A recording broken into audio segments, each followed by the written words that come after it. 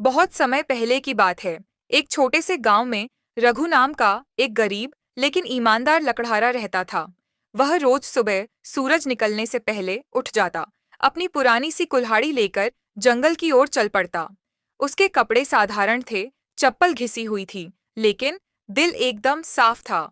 हर रोज की तरह उस दिन भी रघु अपनी बूढ़ी माँ के चरण छूकर घर से निकला। माँ ने प्यार से आशीर्वाद देते हुए कहा, बेटा, ज्यादा मेहनत मत करना और अपना ध्यान रखना। रघु मुस्कुराकर बोला, माँ, आज थोड़ा ज्यादा लकड़ी काट लाऊंगा, शायद बाजार में अच्छा दाम मिल जाए। रघु गहरे जंगल में पहुंचा, जहां चारों ओर हरियाली और पक्षियों की चहचहाहट थी।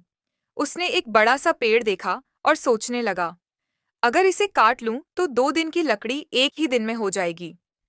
उसने कुल्हाड़ी उठाई और पेड़ पर वार करने लगा। उसकी कुल्हाड़ी हर वार के साथ गहराई तक जाती और उसके माथे से पसीना बहता रहता। कुछ देर बाद वह थक गया और पास बहती नदी से पानी पीने के लिए चला गया।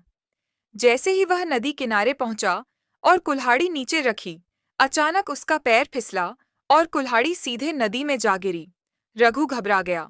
उसने नदी में झांकने की कोशिश की, लेकिन पानी बहुत गहरा था। वह घुटनों के बल बैठ गया और मायूस होकर बोला, हे भगवान, मेरी तो एक ही कुल्हाड़ी थी। अब मैं अपना काम कैसे करूंगा? उसकी आंखों से आंसू बहने लगे और दिल से निकली सच्ची पुकार आसमान तक पहुंच गई। तभी अचानक नदी से एक तेज रोशनी निकली और उसमें से एक सुंदर देवी प्रकट हुई। उन्होंने चमकते हुए वस्त्र पहने थे और उनके चारों ओर दिव्य प्रकाश फैल रहा था। देवी ने मुस्कुराते हुए पूछा, बेटा, तुम क्यों रो रहे हो? रघु ने हाथ जोड़ते हुए कहा, देवी माँ, मेरी कुल्हाड़ी इस नदी में गिर गई है। मैं बहुत गरीब हूँ और उसी से अपना पेट पालता हूँ। देवी ने मुस्कुराते हुए अपने हाथ नदी में डाले और एक चमचमाती सोने की कुल्हाड़ी बाहर निकाली। उन्होंने पूछा, क्या यह तुम्हारी कुल्हाड़ी है? रघु ने तुरंत सिर हिलाकर कहा, नहीं देवी माँ, ये मेरी नहीं है।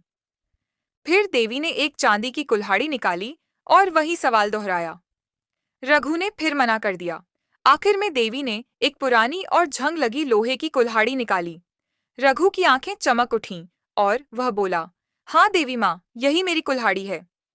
देवी उसकी ईमानदारी से बहुत खुश हुईं।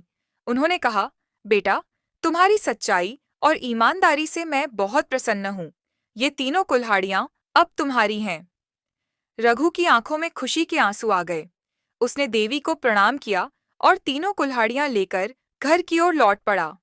जब वह घर पहुंचा और अपनी माँ को सब कुछ बताया, तो माँ की आंखों में भी आंसू आ गए, लेकिन वो आंसू खुशी के थे। माँ ने बेटे के सिर पर हाथ फेरते हुए कहा, बेटा, तुझ पर मुझे गर्व है।